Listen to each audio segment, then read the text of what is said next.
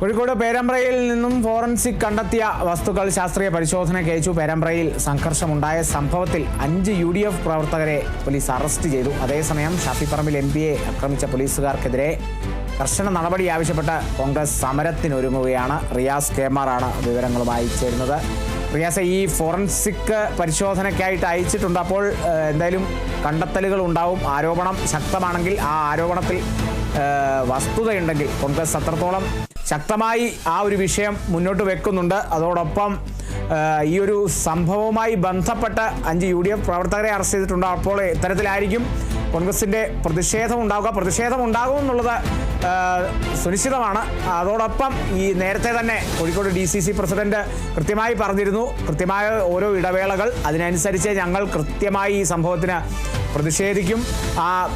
ഇതുമായി ബന്ധപ്പെട്ട പോലീസുകാരുടെ വീടിന് മുന്നിൽ ഇരുന്നു കൊണ്ടുള്ള പ്രതിഷേധമൊക്കെ തന്നെ ഉണ്ടാകും. അതുകൊണ്ട് തന്നെ സമരം അങ്ങ് കടുപ്പിക്കുകയാണോ റിയാസ്? Good morning Kalidas.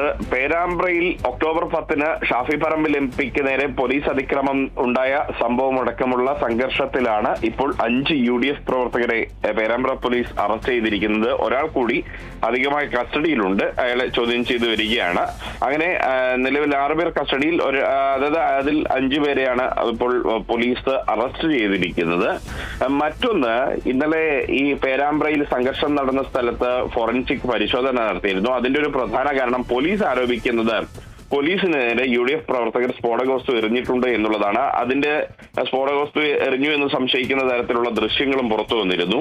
അതുകൊണ്ട് ഈ പേരാമ്പ്ര സംഘർഷം നടന്ന ഭാഗത്ത് പോലീസ് പരിശോധന നടത്തി. ആ പരിശോധനയിൽ ഇരുമ്പ് ചീളുകളും സ്ഫോടക വസ്തുവിന്റെ ഗന്ധമുള്ള ഈ നൂലുകളും കണ്ടെത്തിയെന്നാണ് പോലീസ് പറയുന്നത്. ആ വസ്തുക്കൾ ഫോറൻസിക് പരിശോധനയ്ക്കായി അയച്ചിട്ടുണ്ട്. അങ്ങനെയെങ്കിൽ ഒരു നാടൻ ബോംബ് എറിഞ്ഞു എന്ന തരത്തിലേക്കാണ് പോലീസ് അതിനെ വ്യാഖ്യാനിക്കുന്ന രീതിയിലേക്ക് കാര്യങ്ങൾ വരികയാണ്. പക്ഷെ അത് ഔദ്യോഗികമായി സ്ഥിരീകരിക്കേണ്ടതുണ്ട്. ഫോറൻസിക് പരിശോധനയിൽ മാത്രമാണ് അത് കണ്ടെത്താനാവുക. എന്നാൽ DCC പ്രസിഡന്റ് K പ്രവീൺകുമാർ പറഞ്ഞത് പോലീസ് കൊണ്ടുവരാത്ത ഒരു സാധനവും ഒരു വസ്തുവും അവിടെ ഇല്ല എന്നുള്ളതാണ്. UDF പ്രവർത്തകർ പോലീസിന് നേരെ സ്ഫോടക വസ്തു എറിഞ്ഞിട്ടില്ല എന്നുള്ളത് തന്നെയാണ് കോൺഗ്രസിന്റെ വാദം. ആ വാദത്തിൽ ഉറച്ചു നിൽക്കുകയാണ്. എന്നാൽ ഈ ഷാഫി പറമ്പിൽ MP ആക്രമിച്ച പോലീസുകാർക്കെതിരെ അത്തരം സംഭവം ഉണ്ടായി എന്ന് റൂറൽ SP K ബൈജു തുറന്നു പറഞ്ഞിട്ട് പോലും ഒരു നടപടിയും ആഭ്യന്തര വകുപ്പിന്റെ ഭാഗത്തുനിന്നോ മറ്റ് സംവിധാനങ്ങളുടെ ഭാഗത്തുനിന്നോ ഇതുവരെ ഉണ്ടായിട്ടില്ല. പാർലമെന്റ് പ്രിവിലേജ് കമ്മിറ്റിക്ക് ഷാഫി പറമ്പിൽ MP 2 തവണ പരാതി നൽകി. ഇനിയിപ്പോൾ അതുമായി ബന്ധപ്പെട്ട നടപടികളാണ് മുന്നോട്ട് പോവുക. എന്നാൽ സംസ്ഥാന ആഭ്യന്തര വകുപ്പ് ഇക്കാര്യത്തിൽ ഒരു നടപടിയും സ്വീകരിക്കാത്ത പശ്ചാത്തലത്തിൽ പ്രതിഷേധം ഘടിപ്പിക്കാൻ തന്നെയാണ്. 4 ദിവസമാണ് ഇനി കോൺഗ്രസ് കൊടുത്ത സമയം തീരാനുള്ളത്.